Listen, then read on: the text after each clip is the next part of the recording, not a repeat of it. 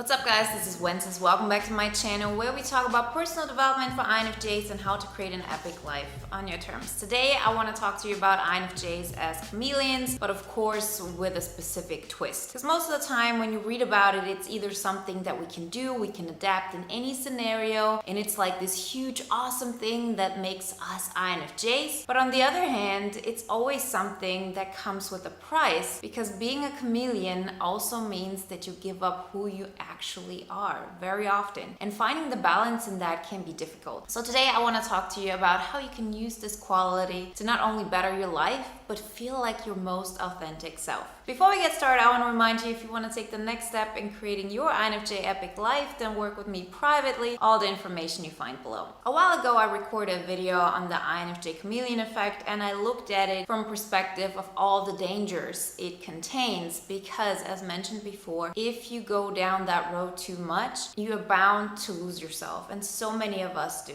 This is the typical thing when people talk about INFJs being chameleons. Whenever you are in a new situation, you can adapt perfectly to it. You can be the missing piece. And what we do in this scenario is we take a screenshot of what's going on, of the emotional atmosphere, how all the parties play together. It's like a filter we see, and then we adapt to that filter. We adapt to this filter and then we become part of it. But very often we do this at the expense of our own being, because the more you adapt to something, the more you really lose the sense of what you really want. A very common example of this is the music you like. How often have you been in situations when you're, let's say, in a new group of friends or a new environment and they have particular taste in music? You adapt to that. You start listening to that music. You start going into that world, and it's something that we love to do. It's pretty much practice for us because we have the ability to. It's something that can feel amazing, but if you keep on doing it, you'll see that it doesn't bring you enough satisfaction.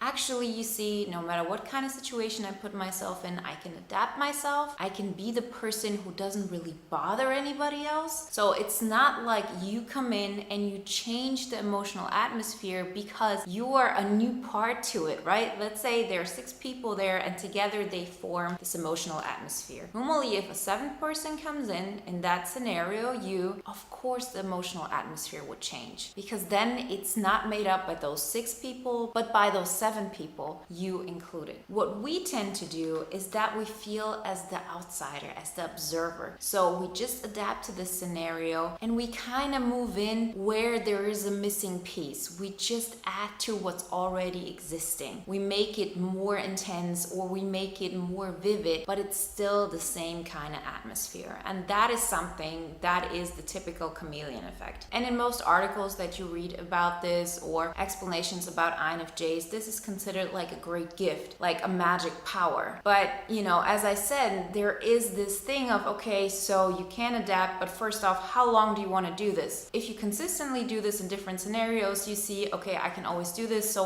why bother? It doesn't prove anything to me. I don't go any further. And at the same time, it's always like I'm keeping a part of myself hidden. Because of course, if you bring out who you really are, what you really want, independent of what's going on around you, of course you're going to change the emotional atmosphere. Of course you're not going to be the chameleon that we just talked about. But so often it's really hard for us to actually figure out what we do want. So the question becomes, what kind of music do you like? Even if all the people around you listen to different things, what would be the thing you choose? If you go to the movies, what movie would you want to watch? And not this typical, I really don't care what we want to watch, what do you want? Because the thing is this, we honestly believe that we are adaptable. We honestly believe that there is no such thing that we like best. That is not true. We just have to figure it out. We have to practice it. If you try different kinds of music genres, yeah, you can say I like all different kind of things, but there'll still be a favorite song of yours. There'll still be something that really inspires you. And there's always an atmosphere that helps you to become the next bigger version of yourself. And that is where it becomes interesting. Because how can this be something that we're so great at, But at the same time, it's not something that will help us move forward in life. That can't be it, right? And it's not. You can use this definitely to your advantage, and in such a way that you feel like your energy is growing, you are growing as a person, you have more influence that you can positively use to impact the world, your surrounding, and it's really based on something that is authentically you. And there's one particular shift we have to make, and that is to stop trying to impress other people and to start impressing ourselves. Of course, we all know that no matter what we do,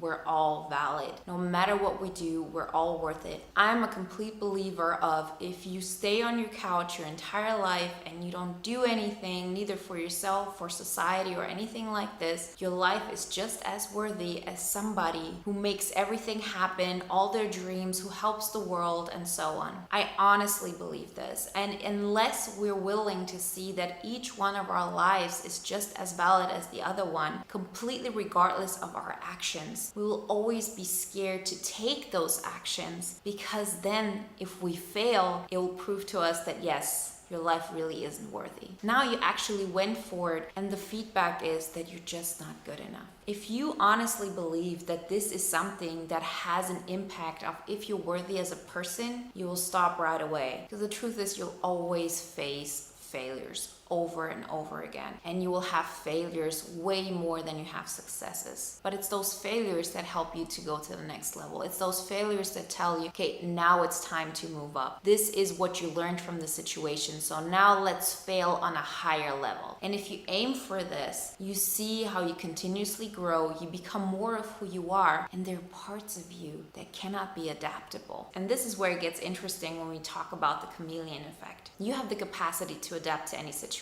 But with every single step that you take that helps you to become a bigger version of yourself, you recognize what you're not going to alter anymore. What is fixed? What is something that you know is the best thing for you? I learned that I need inner serenity. I learned that no matter what, there's certain things in my life that are not up for debate. And no matter what kind of situation I put myself in, this stays with me. What I do though is that I take on more energy every single time I dare to show up in a bigger space. So let's say you take on a bigger challenge, you want to experience life in a bigger scale. It's time to actually create a story around it, because that's what we do. That's exactly what we do when we go into a scenario and we see an emotional atmosphere and we adapt to it. What actually happens there? You use your introverted intuition, you create a map around it, you give it a meaning through your introverted thinking, and then through your extroverted feeling in combination with your extroverted sensing, you express something on the outside that then creates a ripple effect, and so on. This is how our entire mind works, of course, very simplified. But what makes us unsatisfied in that situation is that we don't grow. We always do it at the same capacity, because with every single time we go into a new scenario, we hollow ourselves out again. It's like we go back to zero. We go back to zero, we go into a scenario, we get to grow in, let's say, a capacity of 10 points, we get to express that, and then we see, okay, this isn't exactly what I want. I can adapt to it, but it doesn't really satisfy me. I'm still constantly looking for that one person that I can be my authentic self with, or I'm waiting for this one thing that will happen that will make me feel alive.